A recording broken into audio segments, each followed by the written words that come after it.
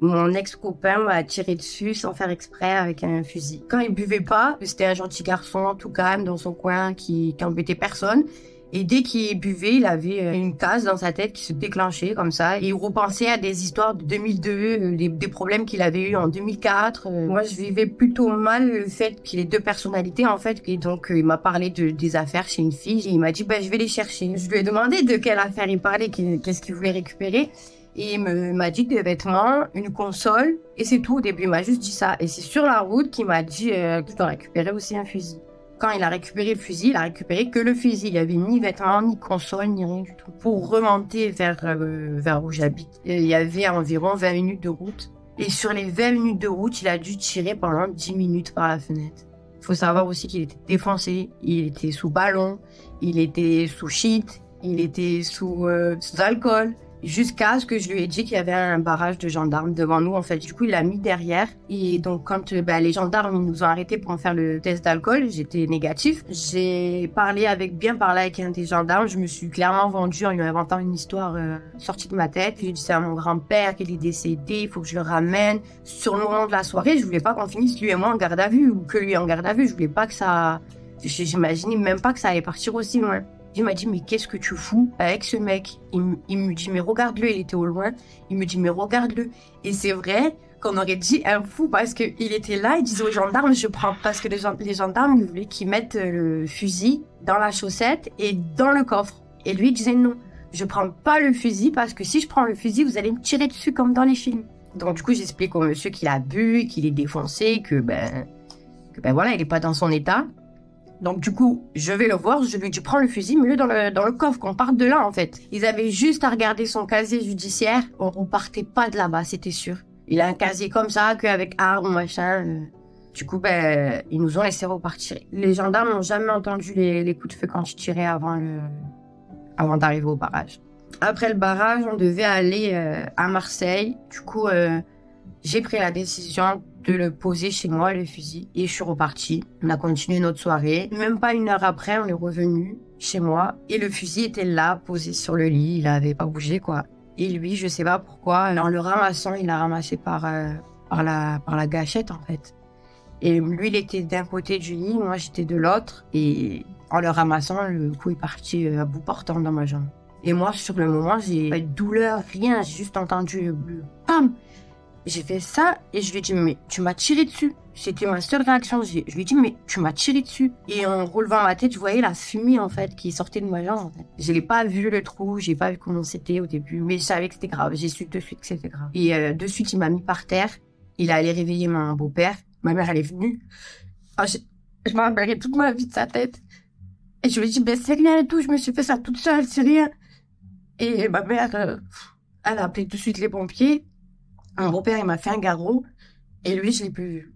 Il a disparu de la pièce, et moi, c'est mon beau-père plus tard qui m'a raconté que il s'était mis dans la chambre de mon petit frère en boule, et il pleurait en boule, en fait. Il était choqué, en fait. Et les pompiers sont vraiment très vite arrivés, en même pas un quart d'heure, ils étaient là. De suite, je leur ai dit que j'avais pas mal, mais que je voulais pas qu'on me touche tant que j'étais pas endormie.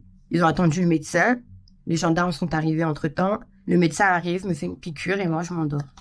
Et la dernière image que j'ai de lui, en fait, c'est qu'ils lui mettent les menottes. Entre-temps, je me suis pas réveillée une fois. Je sais qu'ils m'ont ramenée à l'hôpital Nord. L'hôpital Nord, ils pouvaient rien faire pour moi. Ils m'ont direct amenée à la Timone. Et de là, je me suis fait opérer à la Timone. Je me réveille, j'ai mal au dos. Je comprends pas trop. Tout me revient petit à petit. Et je vois qu'il y a beaucoup de bandages et tout. Je vois que j'ai un truc comme ça qui sort de ma jambe. Je vois le fixateur externe. J'en avais jamais vu de ma vie à part à la télé. Je comprends en fait petit à petit que c'est vraiment grave. Donc l'infirmière vient me parler, elle me rassure comme elle peut. Je me dis mais j'ai quand même mal au dos, alors qu'il m'a tiré dans la jambe, je comprends pas trop et tout. Elle m'explique avec les mots de docteur, je comprends encore plus rien. De là, je vois un chirurgien arriver. De suite, ils m'ont dit alors en gros, j'ai plus la tête du tibia, je l'ai plus, elle a explosé. C'est au niveau du genou, mais c'est l'articulation qui a explosé. J'ai plus le bas de l'articulation, je l'ai plus. Mon fémur, il a cassé avec le choc. Ma rotule, elle est déplacée. Et il me dit que l'opération, la première, c'était que il pouvait pas me laisser avec un trou comme ça. Du coup, ils m'ont pris un muscle du dos et de la peau du dos pour la mettre sur mon genou. Ils m'ont fait un lambeau, ça s'appelle. J'ai une cicatrice qui part de dessous le bras en bas. Et comme ils m'ont pris ça de peau, il fallait que ça se recolle. Maintenant, j'ai une cicatrice, c'est un trait de crayon, c'est tout fin. Ensuite, le chirurgien me dit clairement que ma jambe, elle est pas sauvée, que je peux encore la perdre et que à tout moment, il me coupe la jambe, en fait, clairement. Il m'a dit clairement les choses. Donc, j'ai fait 10 jours d'hôpital pour que la greffe de peau, elle prenne. Donc, à partir de là, j'avais un point mort. Je sentais ma jambe, mes pattes partout. Et il y a des zones que je sens toujours plus. Je savais que j'allais remarcher et je me disais, c'est pas possible qu'il va me couper la jambe parce que mes orteils fonctionnent. J'arrivais pas à comprendre ça. Mes orteils fonctionnaient très bien. Je les faisais bouger, tout allait bien. Donc, en janvier, je retire le fixateur. Et mon chirurgien, il devait me greffer un os. Et pour me faire cette greffe d'os, il fallait que ma jambe plie à 90 degrés. Donc, moi, je pouvais pas la plier à 90 degrés, mais mon kiné pouvait. J'arrivais à la bouger un petit peu, mais c'était pas ça. Donc moi, quand je pars à l'hôpital, mon ex fait me noter. Et en fait, le lundi, j'apprends qu'il est rentré directement en prison. Port et transport d'armes pas pour m'avoir tiré dessus. Mais la police est venue à l'hôpital me demander si c'était bel et bien un accident, si j'avais pas peur de lui. Je me rappelle que sa sœur, elle avait peur que je porte plainte contre son frère. Alors que c'était non, en fait, j'allais pas porter plainte. Pour moi, c'est resté un accident et voilà. Et peut-être 3 jours après, je reçois un appel de lui, j'étais encore à l'hôpital. Il me dit, Marion, t'as toujours ta jambe? Je lui dis, oui, j'ai toujours ma jambe. Il me dit, mais t'es sûre? Je lui dis, oui, je suis sûre, j'ai toujours ma jambe quand même. Et il me dit, parce qu'en fait, moi, ils m'ont dit qu'ils allaient te la couper et tout. Je dis, non, ma jambe, elle est là et tout. Et je lui dis, par contre, c'est vraiment grave. Je sais que je vais en avoir pour toute ma vie. Le mieux, c'est qu'on s'arrête là, toi et moi. Ça y est, on va pas forcer, c'est bon. Il me dit, non, moi, je vais être là, je vais te soutenir. Au final, j'accepte parce que, déjà, j'étais amoureuse et que on avait eu cet accident ensemble. En fait, j'avais besoin de lui. Et ça a été un pilier à ce moment-là pour moi. À chaque douleur, il était là. Les nuits, quand je dormais pas, il était là. Enfin, il a subi, en fait. Il a quand même subi. Sauf que c'est à vie moi, c'est à vie que je vais le subir, ça. Donc, j'aurais aimé qu'il le subisse à vie avec moi. Et au mois de mars, on se dispute. Il laisse sa voiture là devant chez moi, pas garée, avec moi dedans, et il part. Donc, moi, je descends de la voiture pour, rentrer chez moi, quoi. Donc, je suis avec mes béquilles, je rentre chez moi et je me fais tamponne par une voiture, je me fais renverser. Je me rappelle, pendant mon vol plané, je me disais, mais c'est une blague. 6 mois après, je me disais, c'est pas possible, en fait, on m'a fait quelque chose. Donc, de là, j'ai senti de suite, tous les os qui me restaient, s'étaient cassés dans cette jambe, ouais. Donc, je repars à l'hôpital, on me dit que c'est tout cassé, qu'il faut mettre des broches.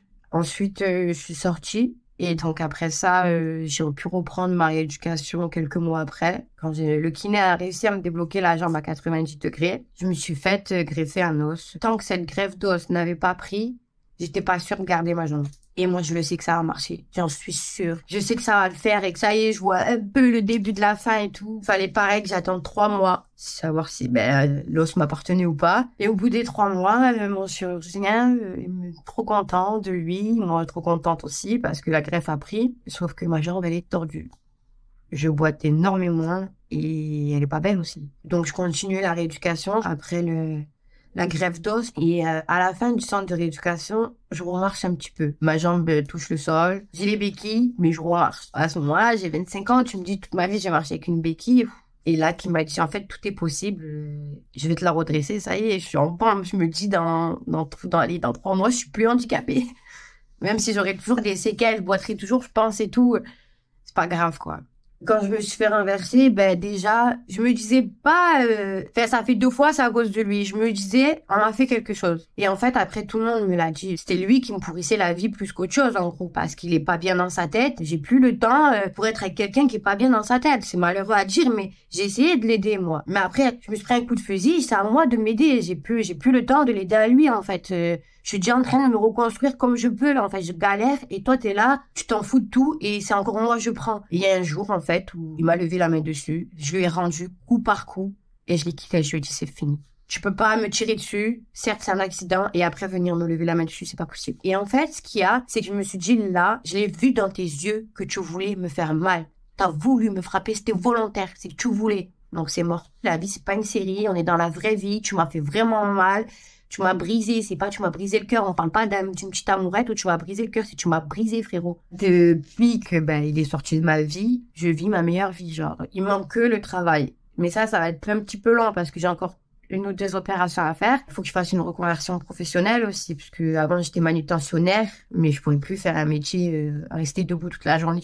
Je pense que je pouvais plus. Je peux reprendre l'équitation. Même si je veux, je peux même aller faire du ski. Mais il me faut une attelle, en fait. Il me faut une attelle exprès pour sportif. Ma vie, elle est pas si niquée que ça. J'ai changé, je suis plus calme. Je me prends beaucoup moins la tête. Sauf pour ma jambe, j'ai l'impression que je vis pour elle. En fait. Et non, franchement, ça m'a fait mûrir. J'étais un peu trop en mode de one life. Rien ne peut m'arriver. C'est la vie, c'est pas une série, en fait. C'est réel et de jouer avec un fusil, ça te nique ta vie.